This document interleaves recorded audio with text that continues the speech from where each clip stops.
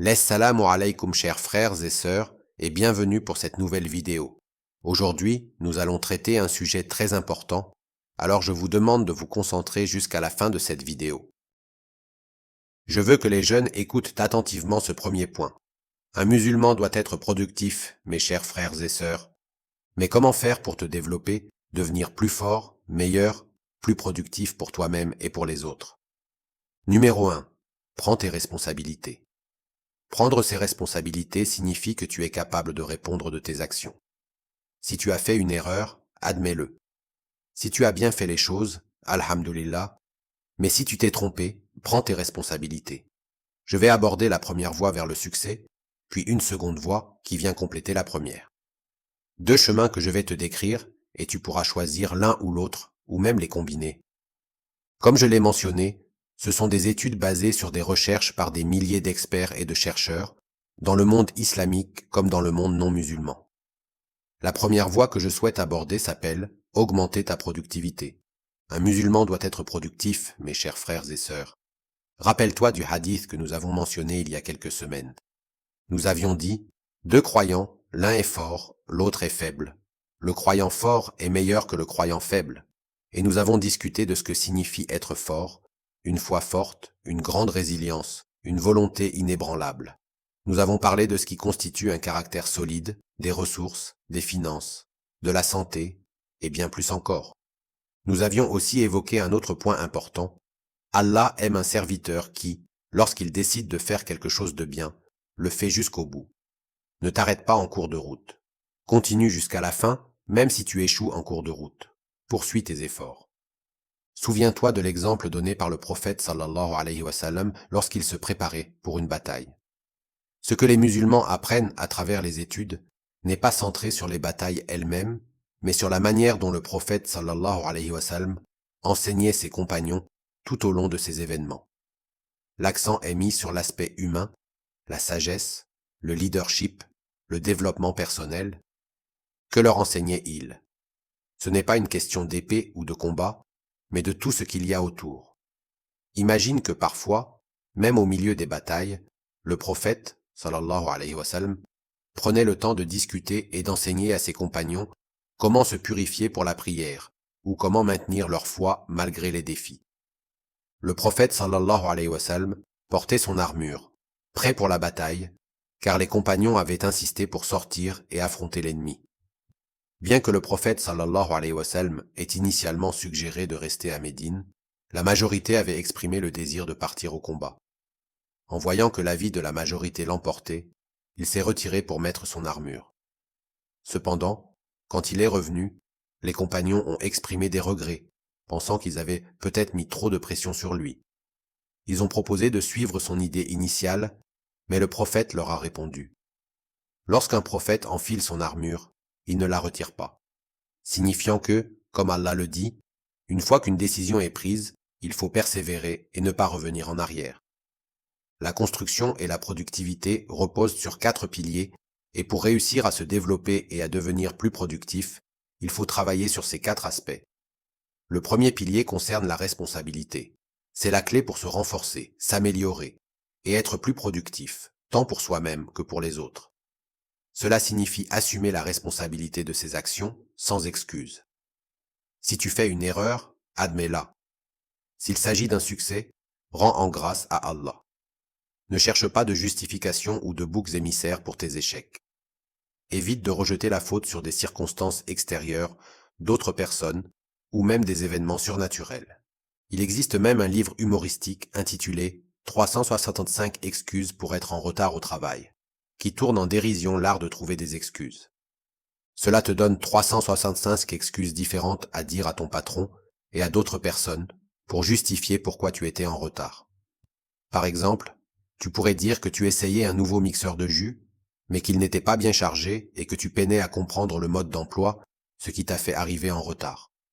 Ou bien, tu pourrais expliquer que tu faisais un rêve agréable et que tu as pensé dormir 5 minutes de plus, puis 5 minutes sont devenues 10. Désolé, d'autres blâment leur retard sur leurs femmes, leurs enfants ou d'autres responsabilités. Mais en réalité, il suffit simplement de mieux te gérer.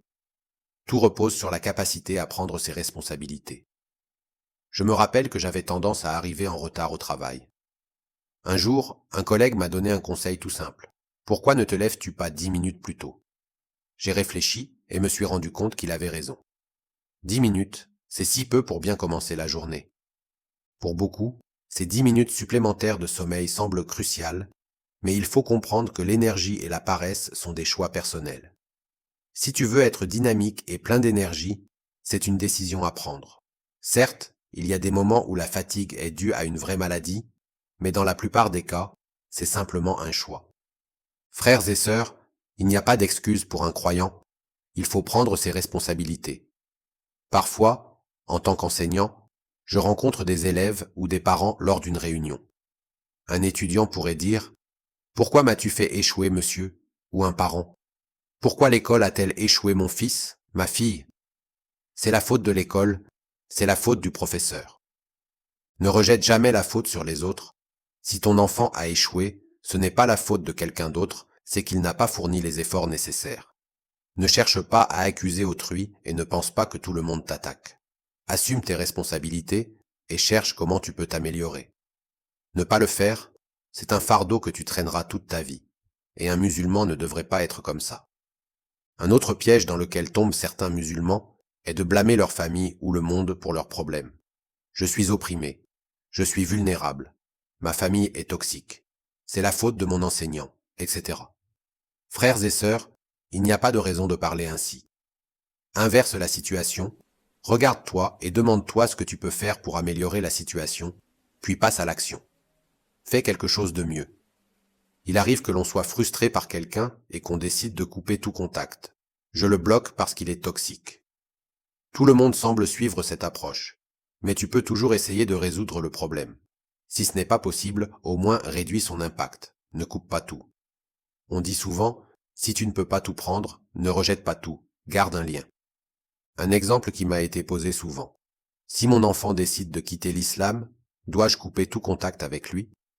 Je conseille toujours qu'au moins un membre de la famille maintienne un lien, ne serait-ce qu'une communication minimale. Cela peut sembler inutile à certains, mais crois-moi, il y a des personnes vraiment égarées, perdues et confuses. J'ai vu des gens quitter l'islam puis revenir, par la grâce d'Allah. Il y a à peine 3 semaines, un jeune de 17 ou 18 ans est venu renouveler sa shahada après avoir quitté l'islam pendant 2 ans. Ne juge pas les gens trop vite et ne pense jamais qu'ils sont perdus pour toujours. Souviens-toi de l'histoire du prophète Noé, paix sur lui, qui n'a jamais abandonné son fils jusqu'à la dernière vague qui l'a emporté. Ce que je veux dire, c'est qu'il ne faut pas tout couper, car cela pourrait engendrer des problèmes encore plus graves. Enfin, attention à ceux qui blâment des forces surnaturelles pour leurs échecs. Ils lient leurs décisions de vie à leurs rêves, comme si ceux-ci étaient des révélations divines. Nous devons être prudents et ne pas donner à nos rêves une importance qui dépasse leur nature véritable. Certains pensent que leurs problèmes sont dus au djinn. Peut-être que je suis possédé, se disent-ils. Si ce n'est pas ça, c'est peut-être de la magie que quelqu'un m'a jetée. Et si ce n'est pas le cas, alors c'est forcément le mauvais œil. Pourquoi ma voiture ne fonctionne-t-elle plus? Cela fait un moment que je vais chez le mécanicien, mais rien n'y fait. Cela ne m'était jamais arrivé auparavant, alors c'est sûrement le mauvais œil. Cher, pouvez-vous venir lire des versets sur ma voiture et asperger de l'eau partout pour la purifier? Certaines personnes vont même plus loin. Je ne me sens pas bien chez moi dernièrement. J'ai l'impression que les choses vont de travers. Une ampoule a cessé de fonctionner, et l'autre jour, elle a commencé à scintiller. Des petits incidents comme ça sont pour eux des signes. Alors, ils demandent, venez lire des versets sur ma maison. Frères et sœurs, laissez-moi vous dire une chose. Le mauvais œil, s'il existe, ne se manifeste pas de cette façon. Pour qu'on vous ait fait de la magie, pour que vous soyez affecté par un djinn ou par un quelconque sortilège, la probabilité est très, très faible, de l'ordre de 0,01%. Autrement dit, c'est extrêmement rare. D'ailleurs, je ne parle même pas de possession, car ce terme n'existe pas réellement. Dans le Coran, il est mentionné une sorte de connexion, mais il n'y a pas de définition claire parmi les savants, qui ont des opinions variées sur le sujet. Ce que je veux souligner, frères et sœurs, c'est que la majorité d'entre nous ne sommes pas possédés. Il n'y a pas de sortilège qui pèse sur nous, ni de mauvais œil qui nous affecte. Pourquoi, alors, entendons-nous toujours ce genre d'histoire dans la communauté musulmane? C'est comme si ces phénomènes n'affectaient que nous et personne d'autre. Les rêves, eux aussi, sont souvent interprétés comme des signes, mais là encore, ce sont des suppositions sans certitude. Pourtant, nous avons déjà le Coran avec nous. Pourquoi Allah nous a-t-il donné le Coran et envoyé le prophète, sallallahu alayhi wa sallam, si tout se basait uniquement sur les rêves? Les rêves ne sont qu'un petit aperçu, une impression fugace, mais il n'y a pas de mesure fiable pour les interpréter. Seuls les prophètes ont vraiment la capacité d'interpréter les rêves de manière précise. Si vous avez un rêve qui vous préoccupe, parlez-en à quelqu'un en qui vous avez confiance, quelqu'un de sage et bienveillant. Souvent, la manière dont vous interprétez un rêve influence la façon dont vous allez le vivre, c'est un aspect psychologique. Bien sûr, il existe de bons rêves envoyés par Allah, mais il faut rester vigilant. Certains disent avoir vu Allah dans un rêve, cela m'a été rapporté plusieurs fois. Des gens m'ont décrit une vision d'un homme portant un turban et une barbe, ce qui, selon moi, est une illusion de Shaitan pour vous induire en erreur. Il y a des manipulateurs qui affirment avoir vu Allah 1000 fois, ou le prophète plusieurs fois, et les gens les prennent alors pour des saints. Parfois, ces individus se proclament eux-mêmes prophètes et commencent à tromper les gens, à leur soutirer de l'argent. Frères et sœurs, soyez prudents. Ce n'est pas la voie que nous ont enseignée les savants et les prophètes. Ne laissez pas ces choses surnaturelles vous détourner de votre réussite. Arrêtez de vous accrocher à des croyances irrationnelles. Parfois, il y a des gens qui veulent se marier, mais les parents s'opposent à leur choix. Ils vont alors utiliser la religion comme excuse, prétendant avoir eu des rêves où l'élu de leur enfant commettrait des crimes ou des actes répréhensibles. Ils disent avoir vu en rêve cette personne cultiver du cannabis ou se livrer à des activités illégales simplement parce qu'ils ne l'aiment pas. Ne laissez pas ces croyances vous freiner. Continuez à aller de l'avant et ne vous laissez pas influencer par des superstitions. Continuez à avancer, Inch'Allah. Le regard, par exemple, est réel, le mauvais œil existe. Mais en 23 années de la vie du prophète, et en 30 années de vie des compagnons, les historiens musulmans n'ont mentionné que 2 ou 3 incidents liés au mauvais œil. Pourtant, aujourd'hui, on dirait que ça nous arrive 100 fois par jour. Frères et sœurs, ne t'accroche pas à ça, continue d'avancer et va de l'avant. Un musulman ne laisse pas ces choses l'arrêter. Si tu échoues, essaie encore, mais essaie de manière différente. Einstein disait que si tu fais toujours la même chose, n'attends pas un résultat différent. Tu auras toujours le même résultat. Essaie donc de manière différente.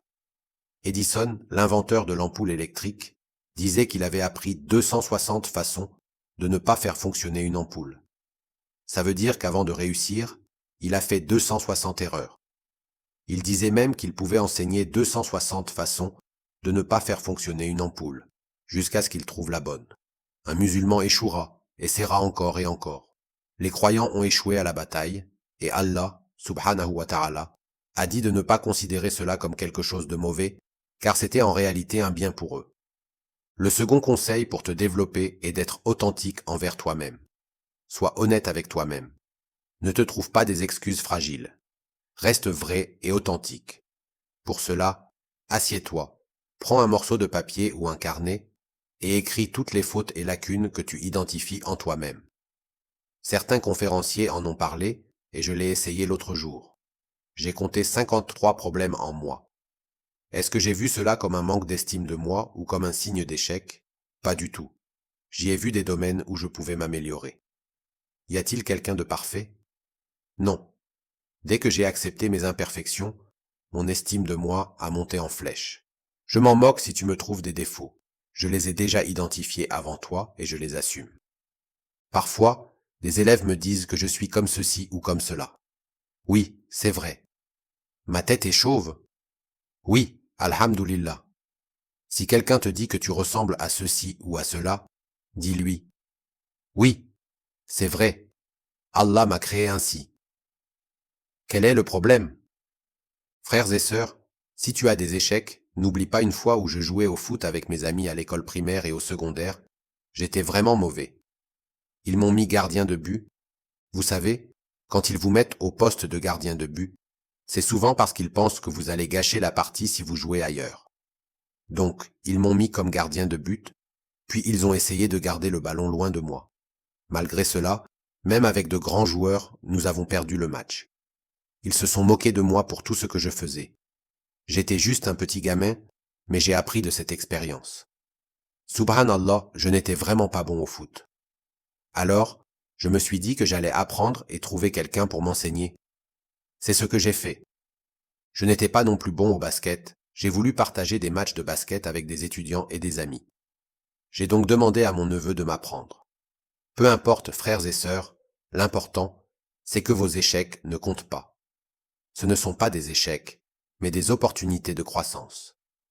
Troisièmement, soyez une personne de volonté. Je remarque souvent que beaucoup de jeunes manquent de volonté. Personne ne peut décider à votre place d'étudier, de lire, de suivre un cours, de faire votre lit, de prendre soin de vous, ou de faire quelque chose de votre vie. C'est à vous de prendre cette décision. Vos parents peuvent vous enfermer dans une pièce avec tous les livres et les manuels nécessaires, et vous dire que vous ne sortirez pas tant que vous n'aurez pas étudié. Mais au final, si vous ne prenez pas cette décision par vous-même, cela ne servira à rien. Je me souviens d'un étudiant qui disait avoir étudié 4 heures par jour, mais en réalité, il ne faisait que lire superficiellement. La seule personne qui peut vous faire étudier, c'est vous. La seule personne qui peut vous permettre de gagner de l'argent, avec la volonté d'Allah, c'est vous. La seule personne qui peut apprendre la gestion, c'est vous. La seule personne qui peut se lever et s'habiller, c'est vous. Si vous ne prenez pas cette décision, rien ne se fera. Sinon, ce n'est que des vœux pieux. Soyez convaincus de votre objectif et entourez-vous de personnes inspirantes. Ne restez pas seulement avec les mêmes personnes qui vous entourent au quotidien. Que pouvez-vous apprendre d'eux si vous ne changez jamais de cercle?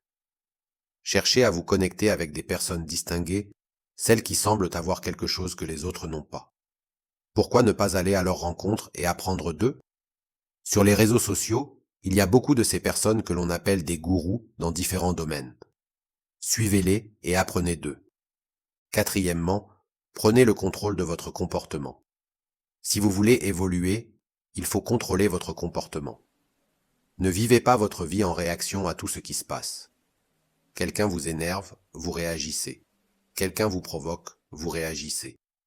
Certaines personnes me disent qu'elles ne se sentent pas motivées, qu'elles n'ont pas envie de faire les choses. Il faut arrêter cela. Si vous vous basez uniquement sur la motivation et les sentiments, vous n'atteindrez rien. Si tu n'as pas de discipline, tu n'accompliras rien. Imagine que chaque matin tu te réveilles en te disant « Je n'ai pas envie de me lever ». Si tout le monde pensait de cette manière, rien ne serait fait. Parfois, tu n'as pas envie de boire de l'eau, mais tu le fais quand même parce que ton corps en a besoin. Il faut être discipliné. Dis-toi « Je vais le faire ». Fais taire cette petite voix intérieure, impose-toi et passe à l'action. Tu te sentiras fier de toi, Inch'Allah, sinon tu n'atteindras jamais tes objectifs. Ne sois pas une personne réactive. Un jour, un élève est venu avec la main cassée. Je lui ai demandé ce qui s'était passé. Il m'a dit que c'était de la faute de son frère. Il m'a énervé, alors j'ai frappé le mur. Ce n'est pas la faute de ton frère, c'est la tienne. Il a dit que c'était sa mère qui le mettait dans cet état. Non, tu ne peux pas hériter de la colère. Le mauvais comportement n'est pas inné, il s'apprend, mais tu peux choisir de changer.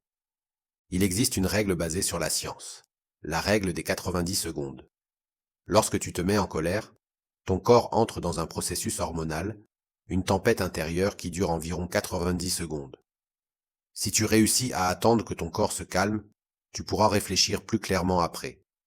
Si tu continues à être en colère après, c'est parce que tu le veux. Dis-toi que tu ne veux pas rester dans cet état. Levez la main si tu es prêt à promettre que, pour les 7 prochains jours, tu ne te mettras pas en colère. Qui est partant? Moi, je vais le faire avec toi. Je promets que pendant les 7 prochains jours, je ne vais pas me mettre en colère. Peut-être que certains pensent, comment peux-tu dire ça? Seul Allah connaît l'avenir. Bien sûr, Allah connaît l'avenir, mais tu as un libre arbitre, tu peux décider. Le matin, dis-toi, aujourd'hui, je vais être énergique. Fais le même si tu n'as dormi que 4 heures, et tu verras ce que ça donne. Je l'ai essayé. On me demande souvent pourquoi je souris, et je réponds que j'ai pris la décision de sourire ce matin-là. Plus tu souris, plus tu te sens mieux, et les gens autour de toi sourient aussi. Puis, tu te rends compte que tout le monde autour de toi est joyeux, tout cela parce que tu as initié ce changement. lance quelque chose de positif et les autres te suivront.